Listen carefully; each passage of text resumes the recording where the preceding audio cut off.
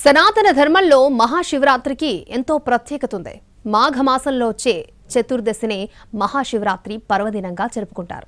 మహాశివుడికి అత్యంత ప్రీతికరమైన రోజు ఈ రోజు. ఉపవాసం, శివార్చన, జాగరణ చేస్తే ఎంతో పుణ్యం దక్కుతుందని భక్తులు విశ్వసిస్తూ ఉంటారు. శివరాత్రి అనగానే అందరికీ గుర్తుకొచ్చేది జాగరణ. శివరాత్రి మహాత్మ్యం అంతా రాత్రి వేళలో ఉందంటారు. శివపార్వతుల కళ్యాణం జరిగిన రోజు కూడా ఇదేనని నమ్ముతూ ఉంటారు. అందుకే రాత్రి వేళలోనే మహాశివరాత్రి నాడు శివపార్వతులకు వైభవంగా కళ్యాణం జరిపిస్తుంటారు. శివరాత్రి నాడు జాగరణ చేయడం ఎంతో విశిష్టమైనదిగా చెబుతుంటారు. ఆ రోజంతా ఉపవాసం ఉండి రాత్రికి జాగరణ చేయడం వల్ల ఆరోగ్యపరంగాను ఎన్నో ప్రయోజనాలు ఉన్నట్లు చెబుతారు. మహాశివరాత్రి నాడు భక్తులంతా జాగరణ చేస్తూ ఉంటారు.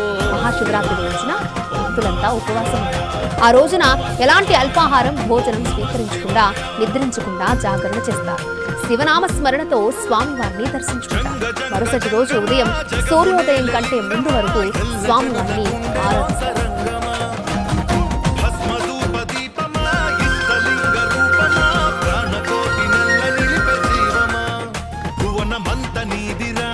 మహాశివరాత్రి రోజు లింగోద్భవ సమయంలో శివుడికి పూజ చేస్తే సంవత్సరం మొత్తం శివానుగ్రహం వల్ల అష్టైశ్వర్యాలు, భోగభాగ్యాలు కలుగుతాయని ఆధ్యాత్మికవేత్తలు చెప్పారు.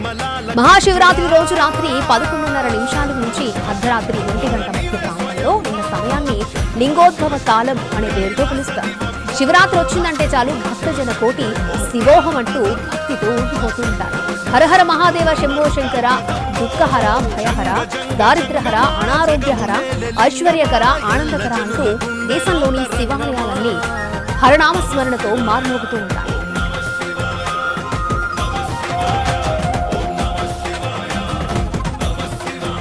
సృష్టి స్థితి లయంలో లయకారుడు శివుడు.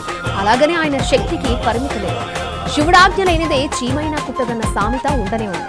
అలా శివుడు సర్వశక్తి సంపన్నుడై లింగాకారంలో ఆవిర్భవించిన రోజును మహాశివరాత్రి అంటారు.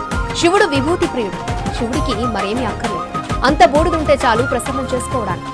శివరాత్రి ఏటా మాఘ బహుళ చతుర్దశి రోజు వస్తుంది. మాఘమాసం అంటే శివుడికి అత్యంత ప్రీతికరమైన మాసం. శివరాత్రి రోజున ఉపవాసం శ్రేష్ఠుడు. రోజంతా ఉపవాసం ఉండి ఆ మరుసటి ఉదయం భోజనం చేయడం ఒక పద్ధతి. కొందరు శివరాత్రి నాడు పగలంతా ఏం తినకుండా ఉండి రాత్రి నక్షత్ర దర్శనం చేసుకుంటారు. ఆ తర్వాత భోజనం చేయడం ఒక ఆచారం. దీన్నే నక్తం అంటారు. మరికొందరు పగటిపూట ఏదో ఒకటి తిని రాత్రి ఉపవాసం ఉంటారు. దీన్ని ఏకభుక్తం అంటారు.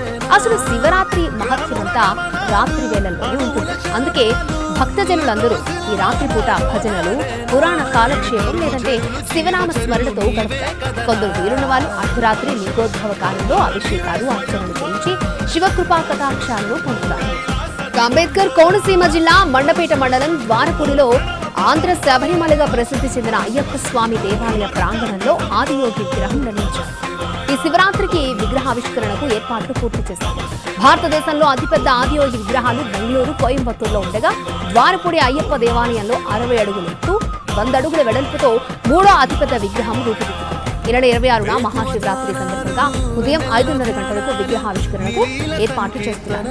ఆదియోగి విగ్రహం వెనుక భాగం నుంచి లోపలికి వెళ్లేందుకు ప్రవేశ మార్గం ఉంది. అందులో శివలింగం ఏర్పాటు చేయనున్నారు. అక్కడ ధ్యాన మందిరం నిర్మిస్తున్నారు. అంబేద్కర్ కోనసీమ జిల్లా మండపేట మండలం ద్వారపూడిలో ఆంధ్ర శబరిమలగా ప్రసిద్ధి చెందిన అయ్యప్ప స్వామి దేవాలయ ప్రాంగణంలో ఆదియోగి విగ్రహాన్ని నిర్మించారు. ఈ శివరాత్రికి విగ్రహావిష్కరణకు ఏర్పాట్లు పూర్తి చేశారు. భారతదేశంలో అతిపెద్ద ఆదియోగి విగ్రహాలు బెంగళూరు, కోయంబత్తూర్లలో ఉండగా ద్వారపూడి అయ్యప్ప దేవాలయంలో 60 అడుగుల ఎత్తు, 100 అడుగుల వెడల్పుతో 3వ అతిపెద్ద విగ్రహం రూపుదిద్దుకుంది. ఈ నెల 26న మహాశివరాత్రి సందర్భంగా ఉదయం 5:30 గంటలకు విగ్రహావిష్కరణకు ఏర్పాట్లు చేస్తున్నారు. ఆదియోగి విగ్రహం వెనుక భాగం నుంచి లోపలకు వెళ్లేందుకు ప్రవేశ మార్గం ఉంది. అందులో శివలింగం ఏర్పాటు చేయనున్నారు. అక్కడ ధ్యాన మందిరం నిర్మిస్తున్నారు.